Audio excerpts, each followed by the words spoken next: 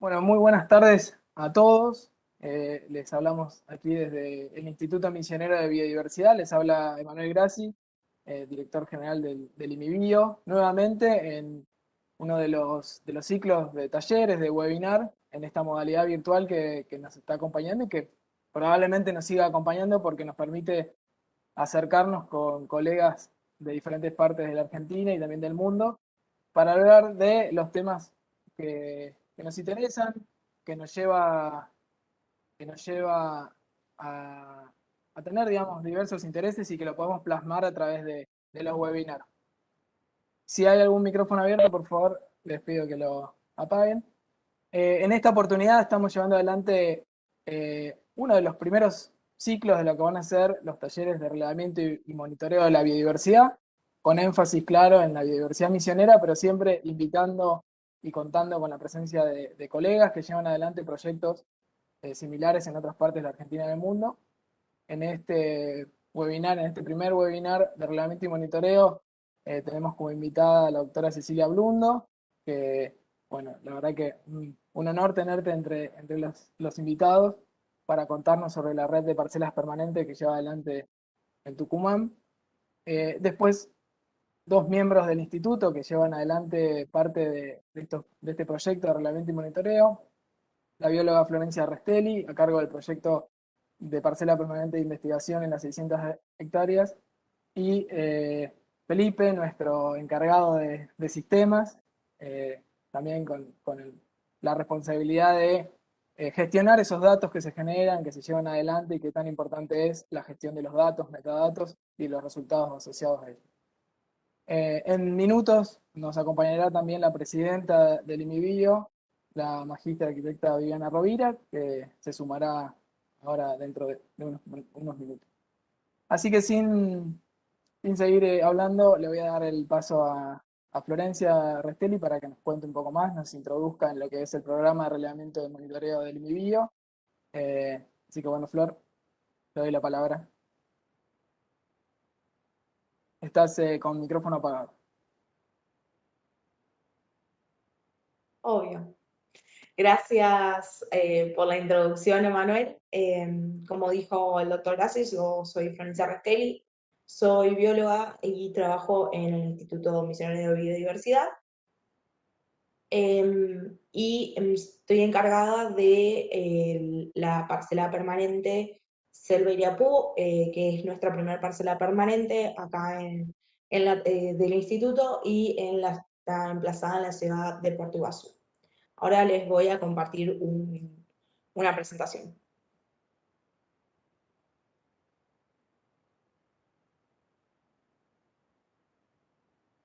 Como siempre, saludando a la gente que nos sigue a través de Facebook o YouTube.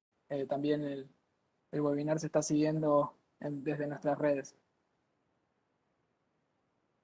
Como les contó Emanuel, nosotros estamos formando parte de lo que denominamos el programa de relevamiento y monitoreo de los bosques nativos de la selva paranaense y sus ecosistemas asociados.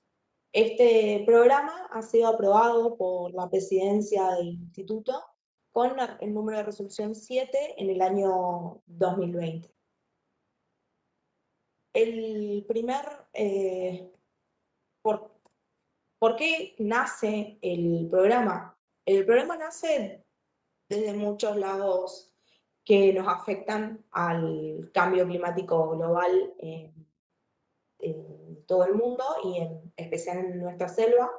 Y el primero de todos es la pérdida de la biodiversidad biológica. Hoy en día, a nivel global, solamente se conoce el 14% de las especies del planeta. Y tenemos una extinción anual que es de 100 especies por cada millón de especies conocidas. Esto es una tasa muy superior a la tasa normal de extinción. Y una pérdida de la biodiversidad implica no solamente pérdida de diversidad genética y pérdida de diversidad funcional.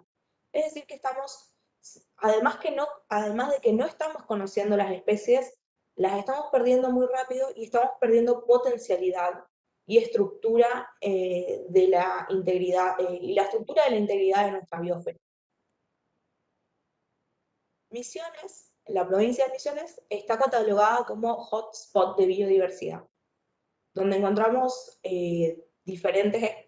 numerosas especies que son endémicas de esta parte del mundo en general. Bueno, conocemos algunos de estos animales, ¿no? Entonces, ¿qué parte del programa? La pregunta es, ¿qué vamos a hacer? ¿Qué debemos hacer para proteger, para mantener y cuidar nuestra selva paranaense y las especies que habitan en ella? Lo primero es hacer un monitoreo y una actualización permanente y periódica, tanto del conocimiento y de la biodiversidad de Misiones.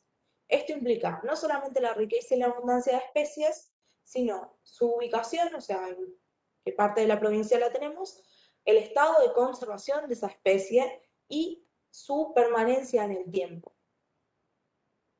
Entonces, para ello se presentó este programa y planteamos diferentes objetivos. Desde proveer información sobre el estado de la biodiversidad, brindar capacitaciones al respecto, coordinar estrategias de gestión de la biodiversidad, monitorear la fauna, la flora y la fauna de la provincia de Misiones, crear una red de actores, no solamente de instituciones, investigadores, sino de tomadores de decisiones a nivel nacional y a nivel internacional. Hacer investigación, recolección y gestión de datos ambientales y de biodiversidad. Y aplicar tecnología de punta para estos tipos de análisis. Además de fortalecer la infraestructura de datos espaciales que son ligados a la biodiversidad. Y otros dos objetivos que nos remiten al día de hoy es establecer parcelas permanentes de investigación en la provincia de Misiones y establecer una red de parcelas permanentes, que estas se van a destinar al relevamiento y al monitoreo en áreas prioritarias. Esos son los objetivos generales de nuestro programa. ¿Qué es una parcela permanente de investigación? Se deben preguntar algunos. Las parcelas permanentes son herramientas que nos dan datos para el manejo y la investigación de la dinámica de un ecosistema natural. Tienen un promedio normalmente entre medio a 1 hectárea y estas se dividen en subparcelas. Acá tienen un ejemplo de una parcela permanente de investigación de media hectárea con subparcelas. ¿Qué datos nos provee? Nos provee datos de composición y abundancia de especies, de la distribución espacial y temporal de las especies y de la estructura y la dinámica de las poblaciones. ¿Para qué nos sirve conocer este tipo de cosas? Esto nos ayuda a monitorear sistemas en el tiempo y en el estado de los bosques, proporciona datos de biodiversidad. Este monitoreo es entre el mediano y largo plazo, o sea, por algo se llaman permanentes. Nos ayuda a diseñar planes de conservación y manejo de los bosques y de las especies que habitan en los bosques, y nos ayudan en estudios de endemismos y sus servicios ecosistémicos de la selva paranaense. Esta es la red propuesta de parcelas permanentes de la selva paranaense para la provincia de Misiones. Como pueden ver, hay una en rojo, que es la parcela permanente de investigación selva de Iriapú, que está acá en la ciudad de Puerto Iguazú, y las demás están propuestas en distintos ambientes, algunos en parques provinciales, otros en reservas privadas, todos lugares, espacios de importancia para nuestra biodiversidad y con distinta historia de uso dentro de nuestra provincia. Desde parques, como les digo, desde parques provinciales a reservas privadas. Lugares que tienen o varios años de conservación, que conocemos su historia de conservación, a espacios que han sido recientemente utilizados para otro tipo de actividades, como ganadería, extracción de madera, y que hoy están en proceso de recuperación. ¿Qué actividades se llevan a cabo dentro de las parcelas? Empezando por la flora, vamos a estar haciendo censos de los árboles y relevamiento de especies herbáceas y epífitas. Como pueden ver en las fotos, tenemos relevamientos en cuadratas de especies herbáceas, relevamiento de censo de los árboles dentro de las parcelas y estudios de epífitas. En la fauna, para la fauna, estamos proyectando estudios de biodiversidad de invertebrados. Ahí lo que están viendo es una foto de una trampa pitfall, donde caen los invertebrados. Relevamiento de aves dentro de las parcelas. Ahí está nuestro queridísimo director mirando pájaros. Estudios de mamíferos, ya que, bueno, al menos en la parcela de Puerto Iguazú y en las otras seguramente también, podemos ver muchas madrigueras de mamíferos y podemos ver pequeños mamíferos dando vuelta, normalmente acutíes vemos por acá, y reptiles, biodiversidad de reptiles, que también se puede estudiar por madrigueras o con trampas de captura, o verlos pasar por al lado tuyo, porque hay un montón de lagartos. Funga, que es algo que Manuel y yo estudiamos y trabajamos, esa soy yo, sacándole la foto a un hongo, y esa es la foto del hongo, la encontré. Entonces funga con el estudio de macrohongos y de líquenes, y además proyectamos estudios de carácter ambientales que tienen que ver con aire, con calidad de aire, calidad de agua y propiedades del suelo y microbiodiversidad del suelo. ¿Qué datos obtenemos de nuestras parcelas permanentes de investigación? En primer lugar, lo primero que conseguimos son listas de especies por taxón. Esto nos ayuda a entender el estatus de conservación de las especies, sus usos sustentables y si son especies que son invasoras o son introducidas o son nativas. Esto nos permite actualizar las áreas de distribución de estas especies y podemos detectar grupos de especies en situaciones de vulnerabilidad. Así podemos tomar decisiones y delimitar zonas prioritarias para la conservación y la reforestación con vegetación nativa. Nuestra parcela permanente de investigación Selva Irapú fue aprobada y creada por resolución este año, hace unos meses atrás, tuvimos nuestro lanzamiento, donde está establecida en Puerto Iguazú. Ahí les voy a mostrar un video.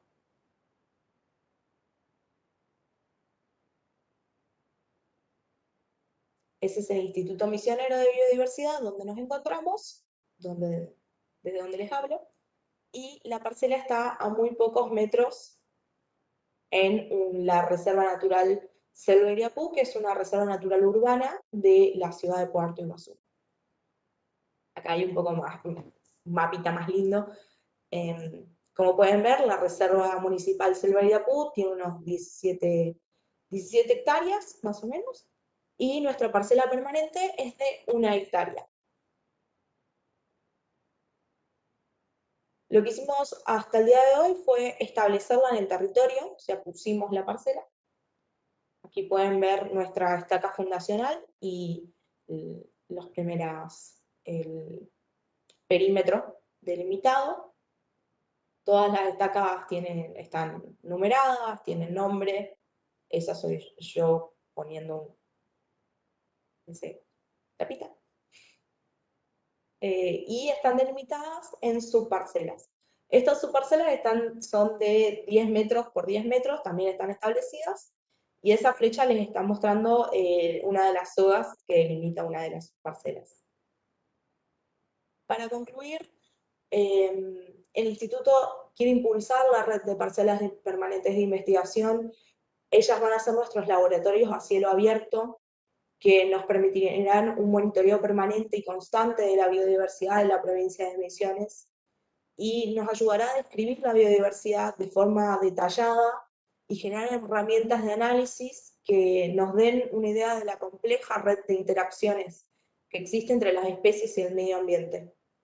Además, es imperioso para la provincia conocer su biodiversidad, somos una provincia que cuida lo que tiene, que ha formado políticas públicas, leyes, institutos, para cuidar y nuestra biodiversidad, y este tipo de herramientas son claves y básicas para estas tareas de gestión. Muchas gracias. Estas son nuestras formas de contactarnos. Están invitados a contactarse conmigo o con el instituto para cualquier pregunta, duda, inquietud o idea que tengan ganas de hacer. Muchas gracias.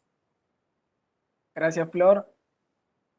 Bueno, Florencia Restelli presentó lo que es el programa de relevamiento y monitoreo y específicamente la parcela permanente de investigación en las 600 hectáreas que llamamos parcela Selva Iriapú, en reconocimiento a los pueblos originarios también que comparten el terreno donde está Limibío, que compartimos y somos vecinos. Está con nosotros ya la presidenta del Instituto Misionero de Biodiversidad, la arquitecta magíster Viviana Rovira. Así que, bueno, agradecerle por la presencia, contarle, Viviana, que nos acompaña la doctora Cecilia Blundo, de Tucumán, que lleva a cabo la red de parcelas permanentes de la provincia de Tucumán.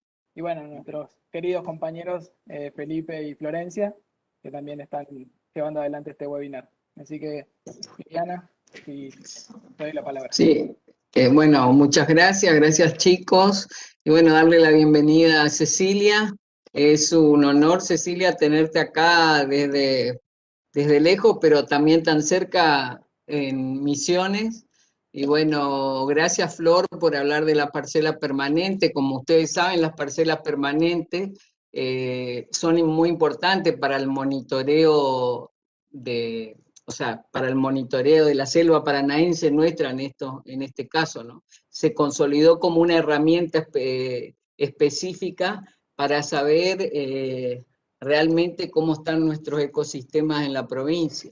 Y lo que decía Florencia, de armar la red, Cecilia, esa red que tiene que ser una red que nos consolide a todos, en realidad a todo el país, con todo el trabajo de esto de trabajar en parcelas permanentes, hace que también sepamos y conozcamos no solo la biodiversidad de Misiones en nuestra selva paranaense, que es nosotros decimos que es la más importante del país porque es la que mayor biodiversidad tiene, pero en sí, en realidad, conocer la biodiversidad de las otras provincias y además también los ecosistemas, cómo está el ecosistema, cómo se expresa con el tema del cambio climático, qué está pasando. Muy buenos y productivos. Bueno, en el marco de este webinar a tratar de ir hablando un poco del relevamiento y el monitoreo de la biodiversidad, yo les voy a contar sobre nuestra experiencia con la red subtropical de parcelas permanentes en las yungas del noroeste de Argentina. A ver, esto era... ¿cómo paso las...? No puedo... Ay, perdón, pero no puedo pasar la diapo. Sí, Cecilia, abajo a la izquierda parece que están las dos flechitas. Espérate que... Yo lo veo a la izquierda. Sí, el problema es que se me clavó la compu, creo. Disculpen, pero... No, no pasa nada. Quizás de cerrar la presentación y volver a abrirla. Sí, eso Porque sí. eso hice, pero también, eso noto que... Ay, espero que no sea. Bueno, Ahí está. ahí Ahí salió. salió. Salió todo. ¿Dónde estoy? ¿Acá? ¿Estoy en la reunión o estoy afuera? No sé, No, perdón, sí, pero... estás. Acá estoy. Perdón, me re perdí. Sí, sí. Y no veo mi presentación, ¿cómo será? No, Ahí se se ve. visualiza. Sí, nosotros la estamos viendo. Lo que yo no lograba era pasarla recién. Claro, Ahora ahí, sí, ahí está, ahí ahora está. sí. Bueno, perdón por Perfecto. el... Bueno, como les decía, nosotros, yo trabajo en las yungas, los bosques de montaña del noroeste de Argentina. Las yungas son la parte más austral de los bosques andinos que se distribuyen desde Venezuela y Colombia hasta entrando por el sur de Bolivia hasta Argentina, hasta el norte de la provincia de Catamarca. Esta parte más del sur, al sur de Bolivia y noreste de Argentina, se conocen como bosques andinos subtropicales porque tienen una marcada estacionalidad climática que los diferencia del resto de los Andes tropicales. En Argentina, las yungas ocupan aproximadamente unos 30.000 kilómetros cuadrados y se distribuyen en un gradiente altitudinal que va más o menos desde los 400 metros sobre el nivel del mar hasta los 2.500 más o menos. Después de la selva misionera que tienen ustedes, es la ecorregión más biodiversa de la Argentina. Bueno, ¿qué es la red subtropical de parcelas permanentes? Es un sistema de parcelas de monitoreo de bosques con el objetivo de estudiar la dinámica de los bosques de yungas a mediano y largo plazo. Bueno, como contaba antes Florencia, en la forma de establecer las parcelas, acá se establecieron las primeras parcelas en el año 91, acá en Tucumán, en la serranía de San Javier, donde está el IER, el Instituto de Ecología Regional. Nuestro director, Ricardo Grau, fue el que estableció esas parcelas allá por el 91-92. En este año se están remidiendo por sexta vez esas parcelas. Con el tiempo se fueron sumando parcelas también en las provincias de Salta y Jujuy, y hoy hay 79 parcelas permanentes que representan un poco más de 71 hectáreas de bosque que son monitoreados en el tiempo. En general las parcelas tienen 1 hectárea, hay algunas que tienen un tamaño menor, por eso la diferencia entre el número y la superficie que representan. En estas parcelas, todos los árboles que tienen más de 10 centímetros, o sea, que tienen 10 o más centímetros de diámetro a la altura del pecho, que es más o menos, bueno, más o menos no, es a 1,30 del suelo, son identificados, medidos y marcados, porque, bueno, como explicaba Florencia también, esto de ser permanentes, la idea es volver luego de un periodo de tiempo, generalmente cada 5 años, y volver a medir los árboles que han sido marcados en la fecha anterior, identificar los individuos que se han muerto en ese periodo de tiempo y medir y marcar los nuevos individuos que alcancen ese tamaño de 10 centímetros. Bueno, de esta manera en el tiempo uno va teniendo una idea de las tasas demográficas de las distintas especies en el bosque. La red tiene hoy aproximadamente unos 40.000 árboles marcados e identificados en todas las yungas de Argentina, perdón, sí, de Argentina, bueno, del noroeste, sí, porque yungas más abajo no hay, y 25.000 árboles más o menos pueden tener 2 o más mediciones. Como les decía, estas parcelas de Tucumán, que son las más viejas, están teniendo su 6ª medición. Bueno, en las siguientes, ahora les quería mostrar un poco qué son los patrones generales de estructura y diversidad del bosque que se han ido describiendo en estos años, bueno, usando un poco todos estos datos que se han ido generando desde hace 30 años. Si hablamos de la estructura del bosque, bueno, parámetros como el área basal o la densidad de madera, que son comúnmente utilizados para describir la estructura de los bosques, como se ve en los dos primeros gráficos, tienden a aumentar con la elevación. Por encima de los 1.500 metros, en general se puede encontrar un promedio de 40 metros cuadrados por hectárea de área basal, alrededor de 700 árboles en 1 hectárea, y también a estas altitudes, a la parte más alta de las yungas, es donde tiende a haber mayor densidad de árboles de gran tamaño. Este tercer gráfico, la densidad de árboles grandes se refiere a árboles que tienen más de 50 centímetros de diámetro. Y en el gráfico este más acá abajo en la esquina, es la densidad de madera promedio de una parcela en función también de la elevación. Esto está, digamos, una parcela tiene una determinada cantidad de especies, se saca un promedio de las densidades de madera de esas especies. La densidad de madera es una medida digamos, de la calidad de la madera de las especies, y se pondera por la abundancia de individuos de las especies, y entonces este parámetro, digamos, de densidad de madera promedio, como vemos, disminuye a lo largo del gradiente altitudinal. Como resultado, entonces, en la parte baja del gradiente, entre los 400 y 800 metros, si bien el área basal es menor, predominan las especies de madera dura, de maderas duras. Y por encima de los 1500 metros, el área basal es mayor, pero las especies tienden a tener maderas blandas, baja densidad de madera. La riqueza de especies a lo largo del gradiente altitudinal sigue el patrón de joroba que se ha reportado en numerosos gradientes altitudinales para distintos grupos de especies, digamos, desde vegetales hasta animales, donde la riqueza de especies, y en este caso también de géneros y familias, es máxima en yungas entre los 800 y los 1000 metros de elevación.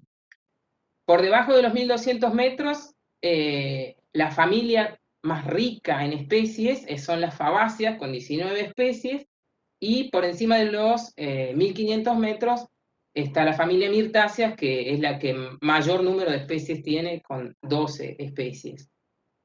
Este recambio en la dominancia de las familias también se ve a nivel de especies. Acá en este gráfico se ve las especies más abundantes, como los rangos de distribución altitudinal que se muestran en estas barras, en general son acotados, son pocas las especies, como acá a la mitad el chalchal, el Halophilus edulis, que yo creo que también está en la selva misionera, o el laurel, el Ocotea porfiria. Esos pueden encontrarse a lo largo de todo el gradiente, pero en general va ocurriendo un recambio que define estos pisos altitudinales de vegetación que ya fueron descritos en la década del 70 por Cabrera, en donde en la parte más baja, entre los 400 y los 800 metros, se encuentra la selva pedemontana, con una fisonomía de bosque seco. Luego está el piso de la selva montana, entre los 900 y 1200, 1300 metros,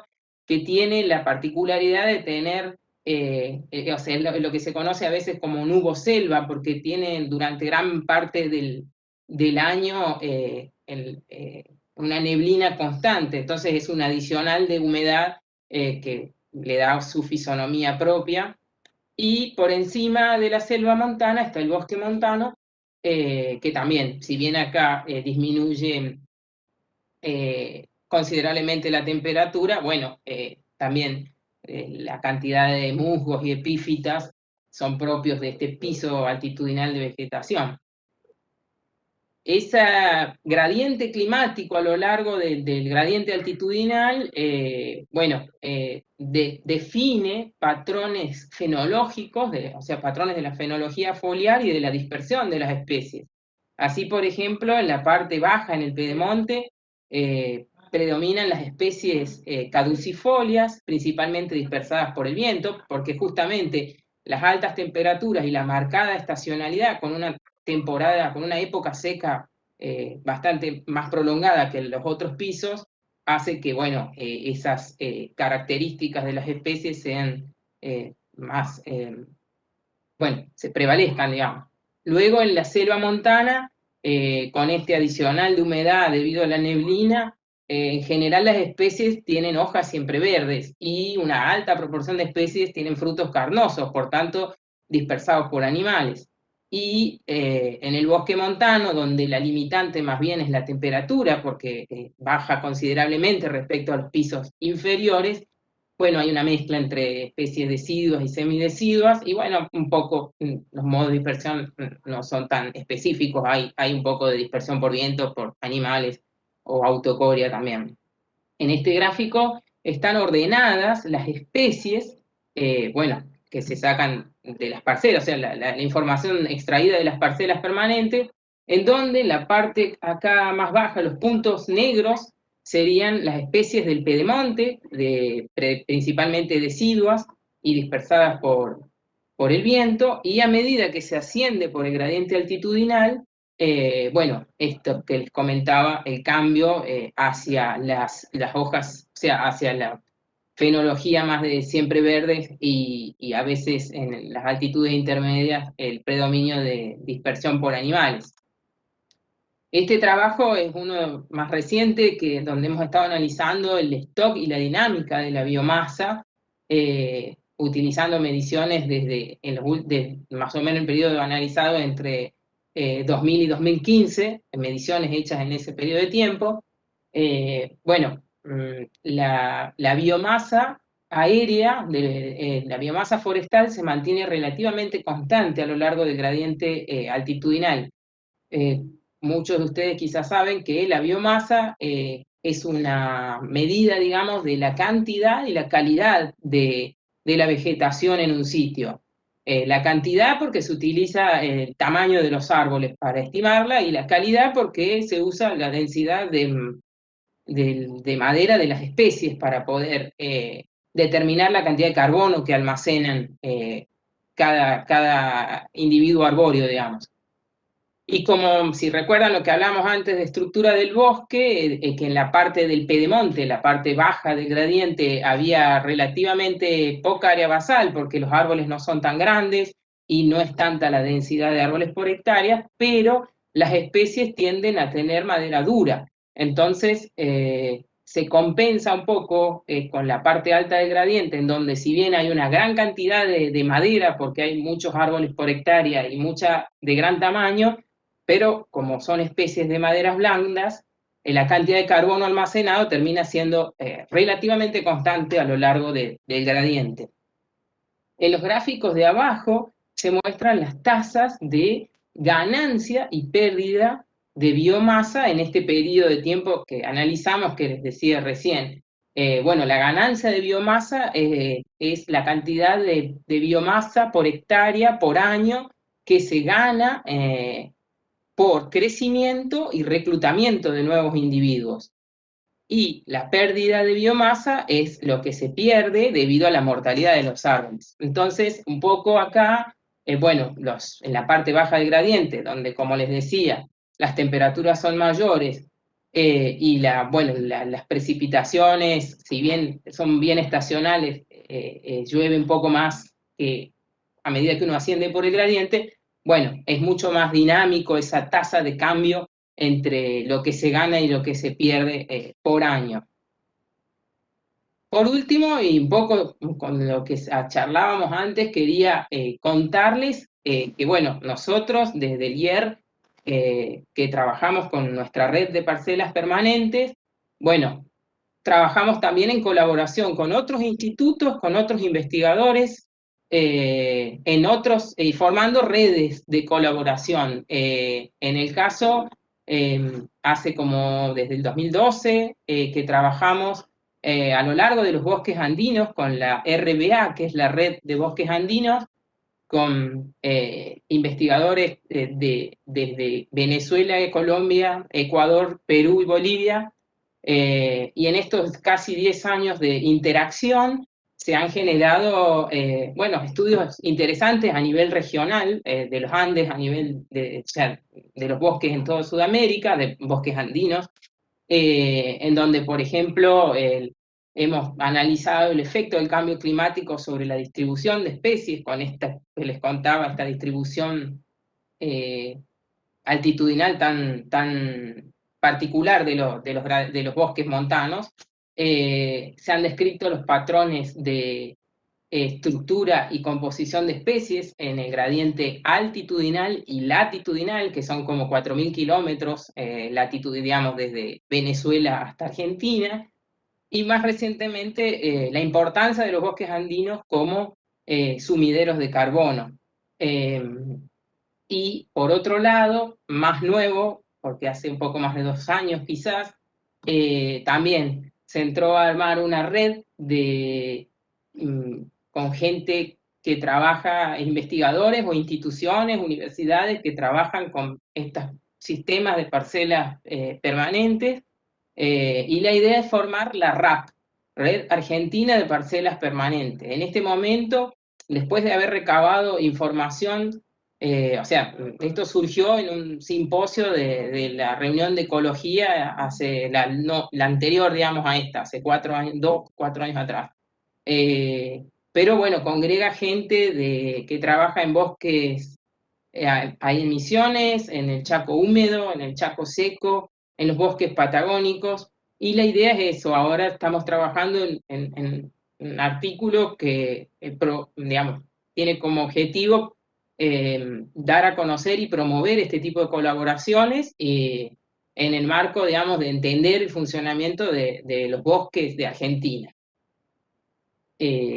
Por último, bueno, gracias por la atención y, como dije al principio, por la invitación para compartir un poco nuestro trabajo con ustedes. El trabajo de las parcelas permanentes y esta cuestión de mantenerlas en el tiempo implica la participación de mucha gente, digamos, desde generar, buscar y generar fondos para poder mantener estos sistemas, armar la logística para ir al campo, y la gente que va al campo. O sea, cuando vamos al campo y medimos cada uno de todos estos árboles, bueno, hay mucha gente que trabaja en este equipo, así que bueno, gracias a todos por su atención. Gracias, Cecilia. Yo tengo algunas consultas quizás más técnicas. No sé si Viviana tiene alguna reflexión, alguna pregunta. No, que quería preguntarle, me pareció excelente, muchísimas gracias, Cecilia. Y Gracias. no, me gustaría consultarte si ustedes trabajan con las comunidades indígenas también. Bueno, Todo trabajos este relevamiento. directos, digamos. Pero en esto de parcelas permanentes y relevamiento y sobre todo monitoreo, censo, todo eso.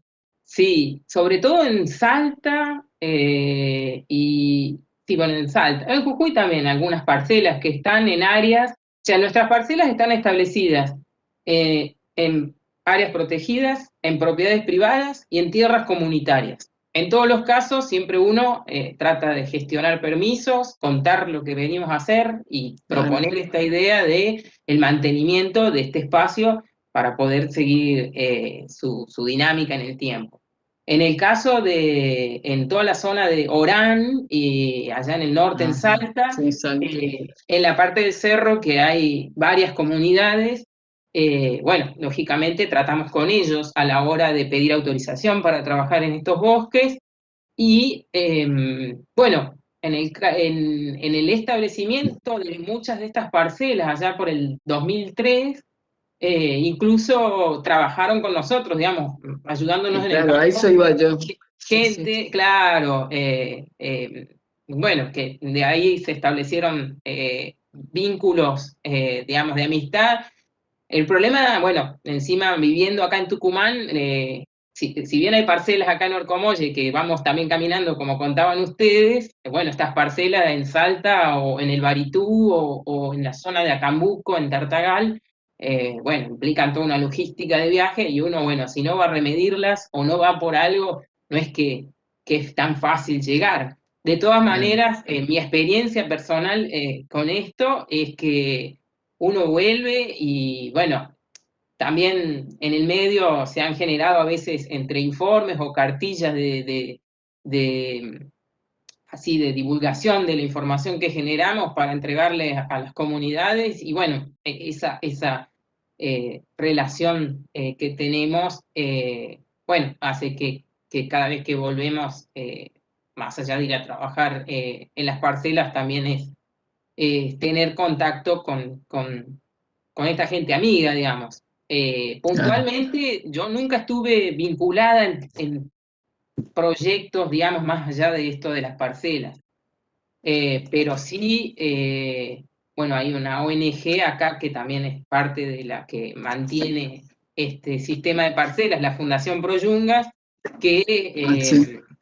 que sí, ellos han hecho, digamos, muchas veces trabajos más relacionados, qué sé yo, con, digamos, más allá, digamos, con cuestiones más sociales y más vinculados con desarrollo comunitario y todas esas cuestiones, digamos, que bueno, no es particularmente mi área, digamos, yo siempre fui de invitada y porque trabajaba con esto, pero bueno, un poco las parcelas eran la excusa para tener vínculos con un montón de gente, digamos, que de otra manera quizás no hubiera tenido esa posibilidad. Claro. Quizá lo que hacía referencia Viviana también para sumar es que habíamos, habíamos visto varias iniciativas en Colombia y Brasil, en la cual se incorporaba, digamos, como un actor más del monitoreo y el relevamiento de la biodiversidad a las comunidades, también como una fuente de un recurso, ¿no? También económico, ayudando a los proyectos de investigación y también generando datos que después les sirve para el ecoturismo o el Sí, turismo que llevan adelante. Y Sí, bueno, acá, de consulta. de consulta. Y acá, bueno, la verdad que el IMIBio, al tener como vecino a las comunidades, incluso la primera parcela de investigación del IMIBio está dentro del territorio guaraní, así que sería muy claro. interesante llevar adelante alguna iniciativa de ese tipo. Tal como decías, digamos, siempre trabajando con respeto, de colaboración, de transferencia de conocimiento, digamos, ellos realmente el conocimiento por estar continuamente en contacto con la naturaleza es muchísimo más alto, más grande que el que podemos tener nosotros. Así que, Sí, aparte es enriquecedor para nosotros. Hablo desde lo personal y un poco en el grupo. Siempre es muy enriquecedor porque el conocimiento que tienen las personas a veces más grandes, digamos, a veces los jóvenes por ahí, bueno, como es la vida hoy, se va perdiendo, pero bueno, a veces este tipo de iniciativas ayuda a exacto. vincularse más a alguno que con su medio, digamos. Y lo que dicen ustedes, mantener, o sea, este tipo de relaciones está bueno porque también ayudan a mantener estos sistemas a largo plazo, porque Exacto. quien hace propio, o bueno, digamos, quien se siente un poco parte de estos sistemas de parcela, o sea, yo me di esa parcela o yo colaboré en eso, siempre es positivo porque ayuda a mantener estos sistemas en el tiempo. Sí, sí, sí. Y No, otra pregunta, Cecilia. Los frutos del bosque, la fauna, la funga, ¿ustedes también monitorean o Bueno, tienen algún censo, alguna cosa? nosotros en las parcelas, Sí, del primer momento es la vegetación y es casi que sí, por arbórea supuesto. principalmente. Eh, Después, acá en Orcomolle, por esto que hablábamos, por la cercanía, hay monitoreos de aves, también hay, o sea, se han hecho Ah, censos de claro, aves, igual que nosotros. claro, de epífitas y todas estas otras plantas asociadas a los árboles, bromelias, orquídeas. Hubo algo de trabajo de hongos en unas parcelas que tenemos en Calilegua, de una gente de Córdoba, pero bueno, fue medio momentáneo en ese tiempo, no hicieron nada permanente a largo plazo, digamos. Sí trabajaron en nuestras parcelas porque ya estaban establecidas y ya tenían la vegetación, digamos, arbórea descrita, entonces era mucho más, Claro, claro. más es fácil. como ir completando, digamos. Pero bueno, el problema por ahí, para nosotros que estamos acá en Tucumán, con estas parcelas más del norte, es que, bueno, implica una logística que hay que, bueno, desde tener fondos y tener gente que también se enganche en todos estos grupos. Pero bueno, siempre decimos eso, está la parcela, se puede ir a medir todo lo que uno quiera, suelo, fungo, Claro, tal cual. hay Insectos. todo. E Sí, sí, sí. insectos. Claro, hubo algunos estudiantes que hicieron sus tesis y fueron a las parcelas a poner las trampas estas que mostraba Florencia también, entonces, en definitiva, bueno, es eso, como de primer momento está la parcela, después sí, se va sumando en función de los intereses y de la gente que quiera sumarse, ¿no? A continuar iniciar y continuar esas líneas. Yo creo que ahí va a ser Buenísimo. muy importante el trabajo de la red de visibilizar estas parcelas, porque incluso estando dentro del ambiente, digamos en mi caso, o cuando realicé mi tesis de doctorado y demás, no teníamos conocimiento de estas redes y es una posibilidad importantísima porque entonces uno plantea su investigación, su estudio de campo en un espacio que sabemos que se va a mantener por lo menos Claro, durante el tiempo que se haga la tesis y demás. Y siempre terminamos cayendo y generando un sesgo porque estamos continuamente reestudiando las áreas naturales protegidas, cuando quizás podemos utilizar parcelas que estén por fuera, que son más ricas también o que pueden generar datos de diferente índole. De hecho, hay un trabajo que me tocó llevar adelante desde el IMIBio con otros investigadores que habla un poco de eso, digamos, cómo estamos continuamente remidiendo la biodiversidad y sacando conclusiones en las áreas naturales protegidas por cuestiones de logística, por cuestiones que no solucionan un poco lo que es el acceso al lugar y que estamos perdiendo de vista toda la otra biodiversidad que está por fuera, que también hay que estudiar, hay que mantenerla, hay que ver qué está pasando. Y me parece que las parcelas pueden llegar a ser, digamos, un beneficio para aquellos que están pensando en estudiar qué está pasando con el monte fuera de las áreas naturales. sí, y un Así que poco, eso. ustedes también, antes se hablaba de los servicios ecosistémicos, y Ujú. cuando hablamos de los servicios ecosistémicos, bueno, digamos, la ecología siempre buscó estudiar lugares bien conservados y prístinos, pero hoy por hoy la realidad nos lleva a que los bosques no están en ese estado, ni siquiera dentro de las áreas protegidas, que muchas veces hay incluso ganadería en algunos parques, digamos. Sí. Entonces, em, eh, esto de estudiar los bosques y su historia y la evolución de los bosques después de historias previas que, bueno, con información histórica uno puede reconstruir un poco qué pasó acá antes y de dónde viene este bosque. Bueno, eso es súper valioso porque de cara hacia adelante y en el contexto de cambios globales que tenemos, es importante saber cómo responden estos nuevos sistemas que se forman, bueno, como resultado de los cambios que mismo genera el hombre, digamos. Así que Claro. sí, sí, sí, Y lo mismo vos hablabas de las exóticas. exacto. ¿Cuánto tiempo tiene que tener una planta para que no sea exótica? Porque en realidad todas las plantas son exóticas, si uno se pone. Entonces, también eso de empezar a ver lo que vos decías, ¿no? Va cambiando el ecosistema y ya eso forma parte de un nuevo ecosistema que es permanente. Se Entonces, naturaliza. Ujú. claro, Bueno, exactamente. los nuevos bosques se denominan Los en la nuevos bosques, ecología claro. más moderna digamos, de la última década, porque, digamos, eso pasa a nivel mundial, digamos.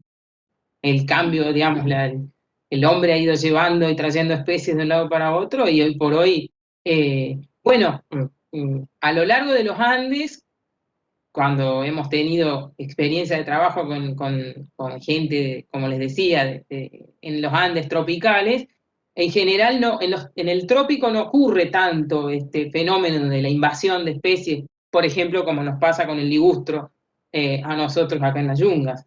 Bueno, en las condiciones tropicales y de estos bosques mucho más biodiversos, aparentemente no no facilitan tanto el ingreso de especies exóticas como puede suceder más en esta franja subtropical donde estamos nosotros, digamos.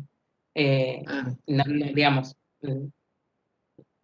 eso, digamos, también va influyendo, digamos, como... Entiendo.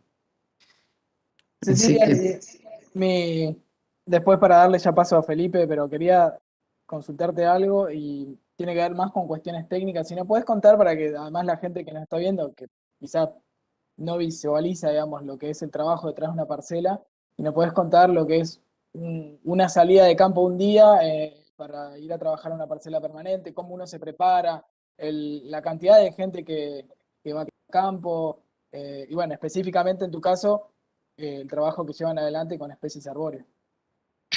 Bueno, yo principalmente, si bien estoy acá en Tucumán, las parcelas de acá del IER he ido algunos años a medir, pero en general no estoy tan vinculada. Yo estoy más encargada de las parcelas de Salta y Jujuy. Entonces, desde ahí tenemos 300, 400 kilómetros por abajo de la pata para llegar a los sitios donde están las parcelas. Así que generalmente hacemos viajes de 10, 12, 15 días como máximo, porque también todos tenemos familias y no es fácil andar endilgando hijos. Así que generalmente somos entre 3 y 4 personas. 4 personas es lo ideal porque, bueno, uno que va anotando en las planillas, 2 que miden y uno que va tirando las cintas, o 2 que seamos, nos vamos turnando, pero en definitiva 4 personas es un buen número para trabajar en el campo. Y bueno, muchas de las parcelas están relativamente en áreas, qué sé yo, cercanas a la parte baja, si bien uno puede parar en una ciudad como Orán, Tartagal o Libertador en Jujuy, pero bueno, cuando uno asciende hacia el bosque montano, muchas veces implica ir y montar campamentos en algunos lugares que ya incluso los tenemos, hemos ido más o menos siempre. Esas parcelas del norte ya fueron remedidas 3 veces, muchas, no todas, porque eh, bueno, Claro. la logística siempre ahí es más dura y la plata para ir a hacer esos viajes también es más limitada, pero muchas tienen 3 mediciones. Entonces, implica ir y hacer un campamento 10, 12 días, a veces bajar en el medio, porque todos estos lugares están relativamente cerca de ciudades, como les decía, Orán o Tartagal o en Jujuy, San Libertador, en general Libertador San Martín, y metí todos los nombres al revés, pero bueno, ahí es donde está el ingenio Ledesma. Pero en definitiva, eso, somos generalmente 4 personas. Cuando establecíamos las parcelas, allá por el 2003, que conocíamos muy poco las especies, o sea, fuimos aprendiendo a identificar las especies en el campo, establecer una parcela nos llevaba 7, 8 días. Al inicio de las primeras parcelas. Claro. Cuando empezamos en la alta cuenca, en todo lo que es Salta y Jujuy, tenemos 47 parcelas establecidas de 1 hectárea en todo el gradiente. Entonces, con el tiempo y a medida que íbamos haciendo parcelas, uno ya conocía las especies, entonces ese tiempo para establecer la parcela se fue acortando hasta 4 días, 3, 4 días.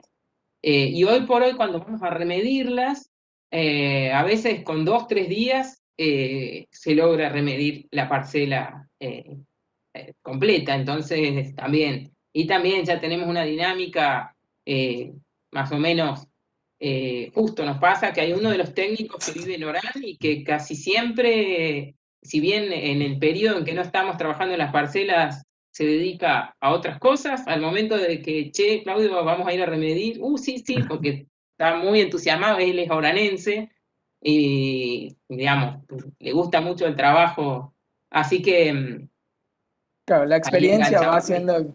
la experiencia va haciendo que vaya disminuyendo el tiempo de muestreo, ¿no? El tiempo que se insume. Claro, claro, Buenísimo. claro, Bueno, es porque uno ya más o menos. esa experiencia es la que vamos a ir generando en conjunto también, contigo, con Seguro. tu grupo de trabajo y con la red. Así que bueno, le quería saludar a Viviana, que ya sigue con otras reuniones, Sí. seguramente. Darle las gracias por participar y seguiremos en contacto. Gracias a usted, gracias Emma, lo mismo Cecilia, te esperamos acá en Misiones, cuando quieras sos bienvenida. Gusto. Gracias Flor y Felipe, bueno, buena suerte ahora con lo que te toca. Nos vemos. Gracias. Gracias, Viviana. Gracias, un gusto. Un gusto, chao. Hasta luego. Bueno, entonces seguimos con Felipe. Felipe Sodré Barros es parte del equipo de sistemas informáticos en el Instituto Misionero de Biodiversidad, a cargo de Juan Solari. También con muchas ideas de llevar adelante Muchas gracias, Emanuel. Gracias, Florencia, por la invitación y Cecilia por su presentación también. Y como decía Emanuel, la idea es justamente el trabajo duro que hacen los investigadores y como ustedes pudieron presenciar ahora, viajes de campo, exponerse a un ambiente que no es muchas veces tan cómodo como lo imaginamos. Entonces, es como lo que voy a presentar ahora es justamente que, cuál es la visión del INIBio en relación a la tecnología para apoyar a los investigadores en el relevamiento y monitoreo de la biodiversidad y también, claro, en eso las investigaciones en parcelas permanentes.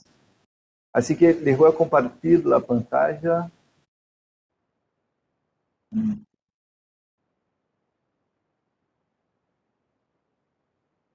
Ahí. Les diría solo que confirmen si ya está, si ya se ve. Sí, perfecto. Sí, se puede ver, Felipe. Perfecto, gracias, Florencia. Básicamente, lo que voy a presentar acá es una visión más a medio, largo plazo del sistema tecnológico que estamos desarrollando en el INIBio, que no es exclusivo al relevamiento y monitoreo de la biodiversidad, pero considera eso y por eso del nombre que lo estamos ocupando como un sistema de inteligencia territorial de la biodiversidad, que es justamente cómo lo que se propone es cómo la tecnología puede brindar apoyo al beneficio de la biodiversidad y a su vez también a la población. Antes de comentar específicamente al respecto del sistema, me gustaría presentar el equipo. Está conformado por el Juan Solari, que es el director. Tenemos a Juan Francisco Vinuesa y Lucas Quiñones, eso, y yo también, ahí haciendo parte de este grupo que mientras somos pocos, pero estamos ahí siempre trabajando de la mejor forma posible para llevar adelante este desafío. Y hablando en desafíos, comento un poco qué tenemos en consideración para proponer o al menos para tener una visión, para esa visión de mediano y largo plazo en términos de sistema de inteligencia territorial de la biodiversidad. Entonces, el desafío es tener un sistema que haga la integración de todos los actores del INIBio. Eso, actores, estoy considerando tanto funcionarios como colaboradores, personal que por ahí, investigadores que hagan una pasantía, becarios que por ahí tengan un periodo de actuación muy específico, pero también que tengamos el alcance de los investigadores nacionales e internacionales, independiente de la relación formal con el INIBio. Entonces, la idea es que estemos al alcance de ellos, porque como ahí nos presentó tanto Florencia y Cecilia, la información que se recolecta en las parcelas permanentes son tan importantes que nos vale la pena tenerlas solo para nosotros y que eso sirva también para otros investigadores. Pero eso también sin olvidarnos de la comunidad en general o también la comunidad guaraníes acá de Misiones, que son actores importantes a tener en consideración. Y eso todo también brindando el apoyo a la toma de decisión. Entonces, lo resumiría como resumiría todos, a todos estos desafíos como una gestión de datos para todos. Y ¿qué quiero decir cuando digo de brindar apoyo al investigador? ustedes pudieron acompañar el comentario, la pregunta, ¿no?, de Manuel con relación a qué quiere decir una investigación en parcela permanente, y se nota que es un trabajo, es, como dijo Florencia, es un laboratorio a cielo abierto, donde tenemos recursos involucrados ahí, hacemos uso de recursos para llegar hasta la parcela permanente, y es un trabajo bastante, no es fácil de hacerlo. Entonces el sistema tiene que ser de fácil utilización. La idea no es que el sistema sea más un trabajo para los investigadores. Y más allá de eso, de ser fácil, la idea es que garantice la consistencia de estos datos, porque es la finalidad de los investigadores recolectar datos con calidad. Entonces, que sea fácil y que se pueda garantizar esa consistencia de datos. Y claro, eso todo haciendo uso de estándares aceptados nacionalmente e internacionalmente, porque también tenemos el interés de hacer una interoperabilidad de datos con otros actores. Pero más allá, más allá del investigador, cuando hablamos de la toma de decisión, se nota que la preocupación en la toma de decisión es otra. Entonces tenemos que garantizar que estos datos estén disponibles y de una manera que se pueda sacar información y tomar decisiones más direccionadas a los distintos objetivos relacionados a la gestión territorial. Y eso, claro, siempre que posible, que permita la integración con otras instituciones técnico-científicas, como posiblemente tendremos con la red de misiones, de Argentina, o incluso internacionales.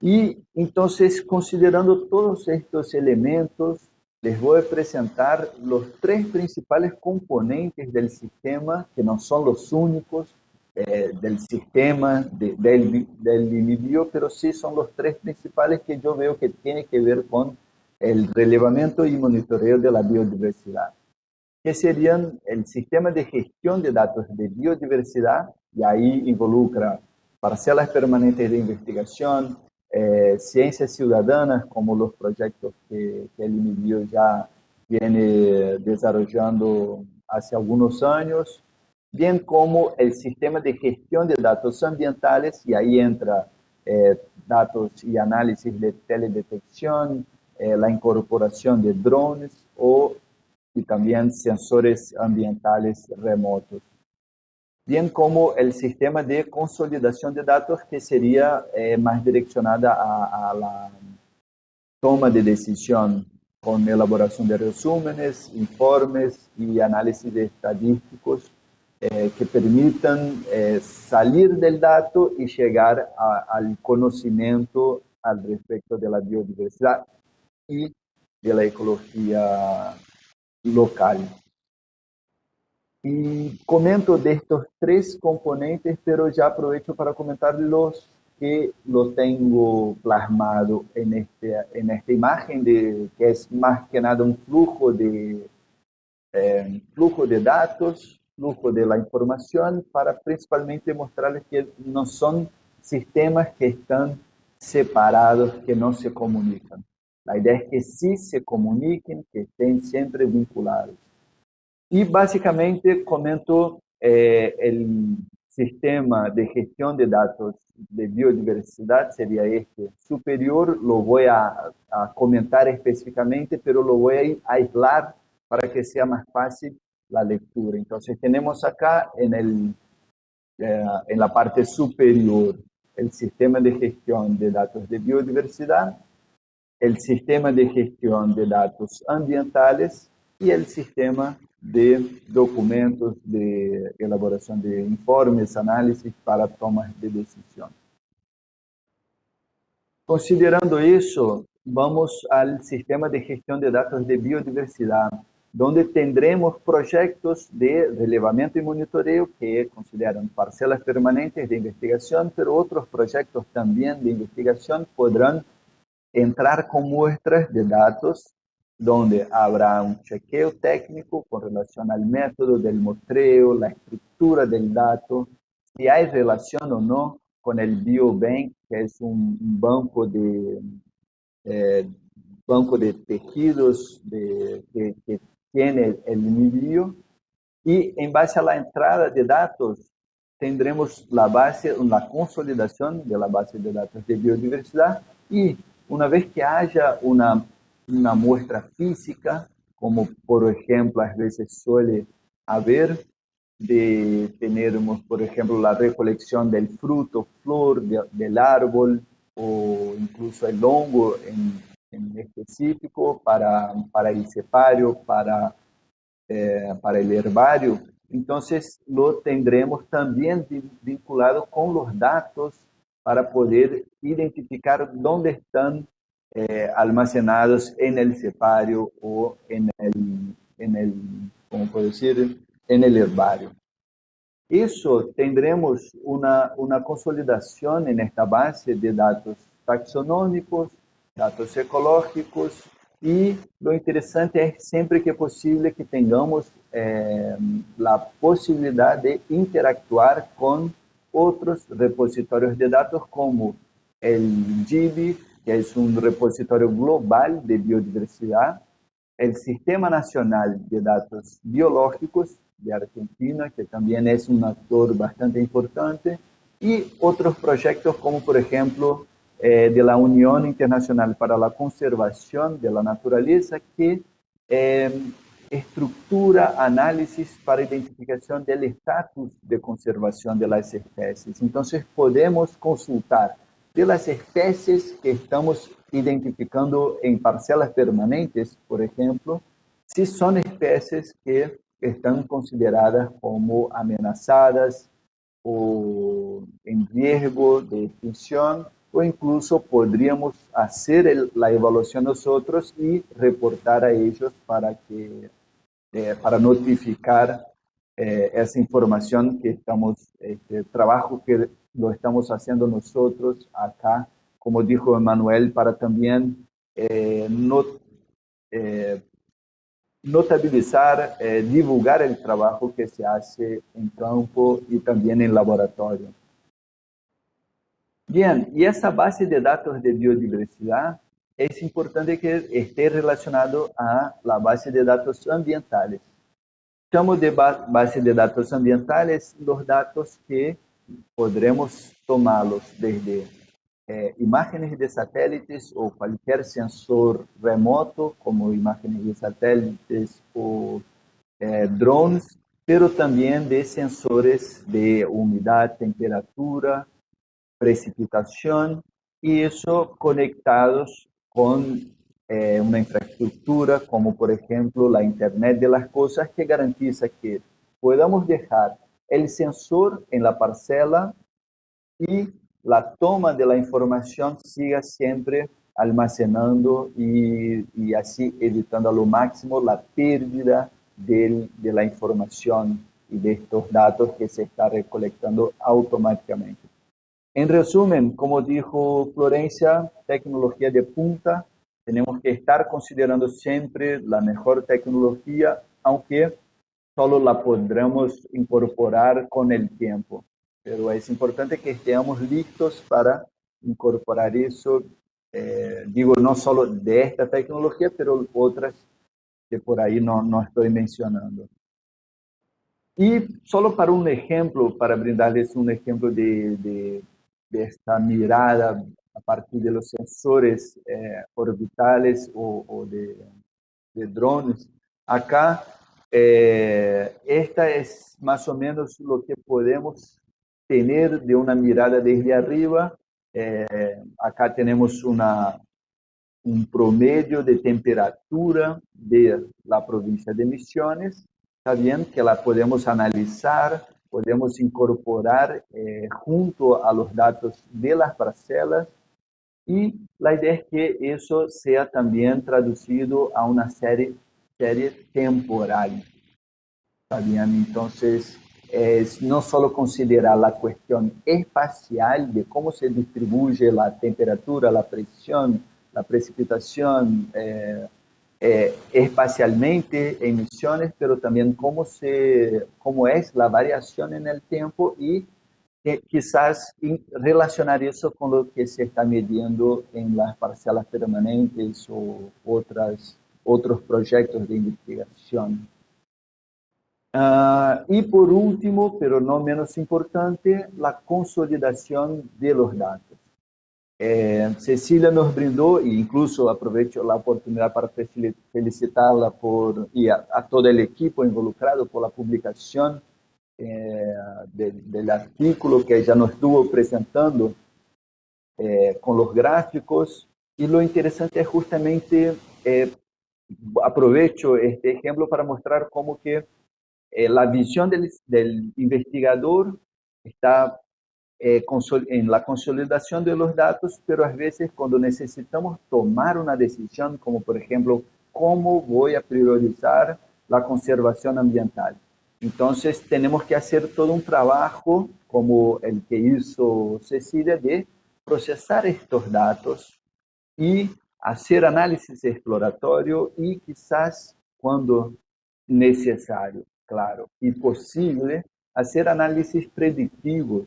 Entonces, si estamos, por ejemplo, asociando la biomasa de las especies de las parcelas, lo podemos asociar con las temperaturas que se estuvo midiendo y quizás hacer predicciones hacia el futuro para poder tener una noción de qué podríamos ganar y principalmente qué podríamos perder, por ejemplo, con el cambio climático o con una sequía, o sea, cuando tengamos distintos escenarios de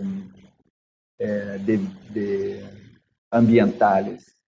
Entonces, es interesante comentar eso, que la preocupación en consolidar estos datos, no solo visualmente, pero también hacer síntesis en decir, bueno, si necesitamos priorizar en una situación de sequía futura, entonces tendremos que pensar en estas estrategias de conservación, mientras que si tendremos un cambio en temperatura de X grados Celsius, entonces por ahí nos convendría más hacer un otro tipo de estrategia.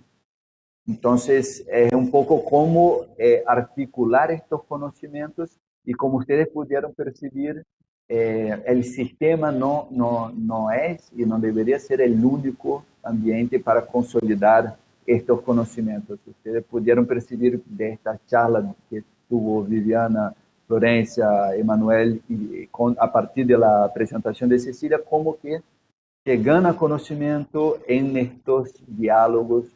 Entonces, la idea es que el sistema sea un ambiente más para consolidación de los datos, más allá de los talleres, de las reuniones.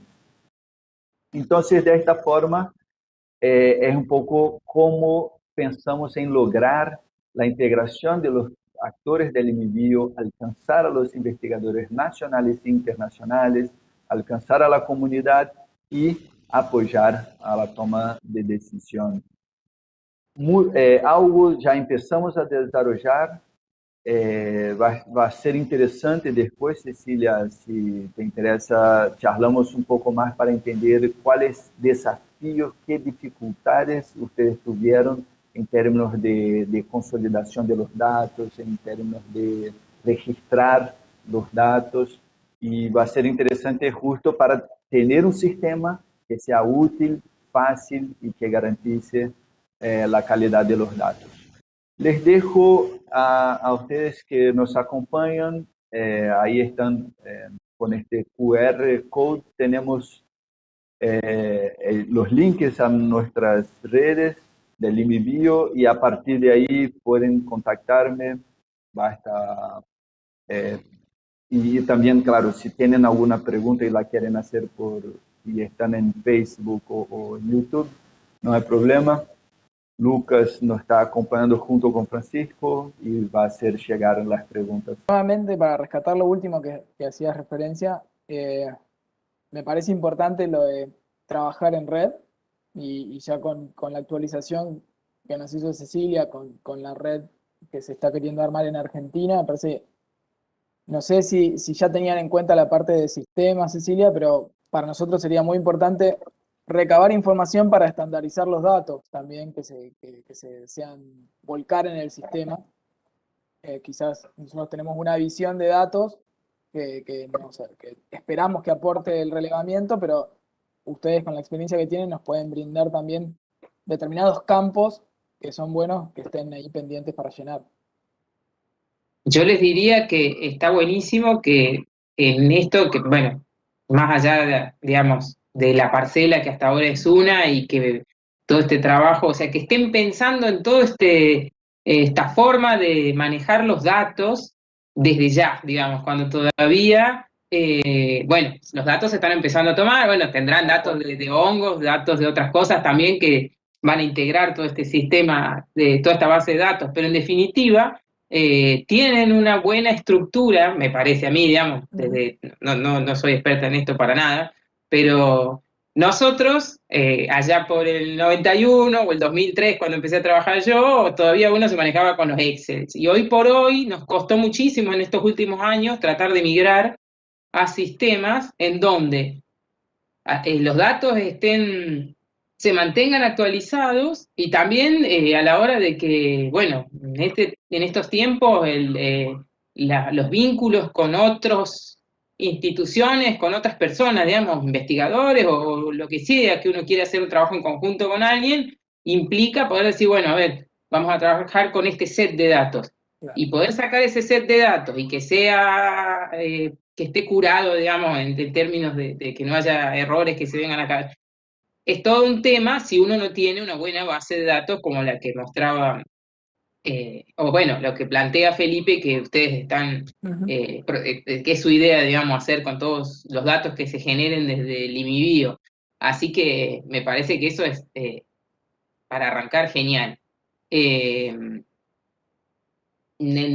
Creo que, o sea, como les digo, yo no conozco al detalle todo este tipo de cosas, pero me parece que sí, que eso de integrar no solo los datos de flora, fauna, digamos, diferentes líneas de investigación que pueda haber en el instituto, o bueno, cualquier instituto o grupo de gente que se dedique a, digamos, a este tipo de estudios, es también integrarlos con la cuestión ambiental, monitorear también variables ambientales, como lo que contaba ahí Felipe, o sea, tener estos sensores. En el caso de las parcelas es súper interesante, porque uno después puede asociar y en el tiempo, si bien hoy por hoy nosotros muchas veces relacionamos los datos de vegetación con datos climáticos que vienen de modelos globales, o bueno, en el caso del NOAA hay modelos locales para el noroeste, para las yungas, entonces uno puede, pero no son datos en el sitio, tomados en el sitio. Y con el tiempo poder integrar un sistema de monitoreos así, con sensores, bueno, más allá de los remotos, que esos más o menos todos podemos disponer, pero asociados a la vegetación o al grupo que se esté estudiando, digamos, no solo la vegetación del bosque, digamos, bueno, es súper valioso, creo. Y la otra es esa, después una vez que uno puede plantear en decir, pongamos todos estos sensores, pero también tiene que pensar de antemano cómo va a integrar esa información y tenerla disponible, cosa que después cuando querés hacer estos análisis, ya sea para generar bueno, por ahí cada uno tiene un poco más, por ahí nosotros en principio, por lo menos mi área, digamos, hay otras personas en el instituto que trabajan un poco más en relación a tratar de bajar la información que se puede generar desde un poco más desde lo académico, haciendo análisis o predicciones como esto que contaba Felipe, o sea, tratar de con los datos actuales predecir cuál puede ser la dirección, en el caso nuestro de los bosques o la dinámica de los bosques, Pero bueno, esa información para que no quede en un paper y nada más, que lo lee encima en inglés, eso no, acá localmente no nos sirve. Tenemos que bajar esa información a, bueno, a la población local, a los tomadores de decisiones y bueno, para que se puedan articular desde políticas ambientales hasta, sí, este tipo que hablábamos antes de eh, tener técnicas para el manejo del bosque, digamos, de los sistemas actuales, naturales o lo que tenemos, digamos, como sistemas que rodean, digamos.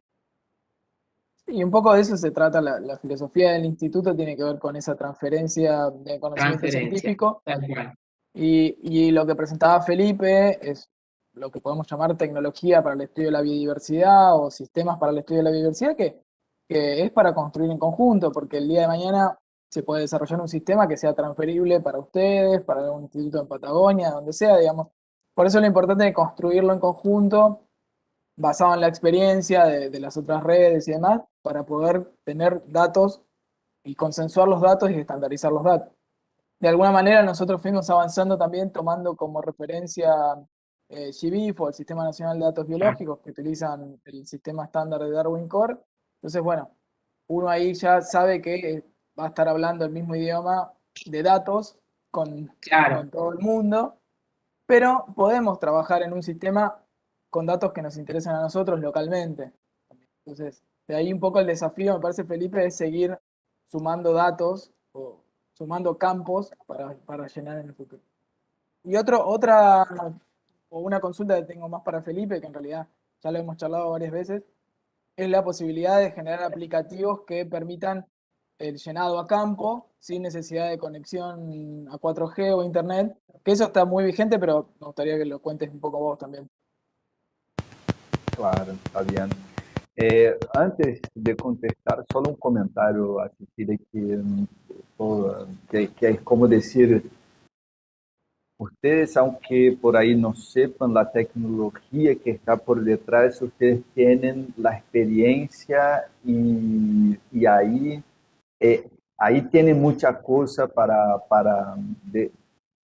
trabajar y decir, ya intentamos eso, no anduvo o anduvo bien eso, y a veces lo que anduvo es mucho más simple do que lo que uno se imagina para arrancar. Entonces, sí que solo un comentario decir que ustedes son los expertos en el campo y sin ustedes en el campo no tiene sentido tener un sistema. Entonces, ahí está el tema del intercambio y el buen relacionamiento y diálogo de entender qué se necesita, para qué.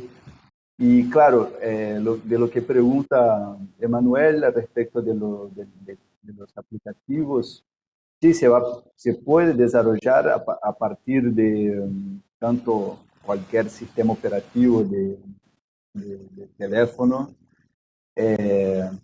Y lo que es interesante es que lo que plantea Emanuel es justamente un cambio que hoy tenemos, que tenemos en la actualidad.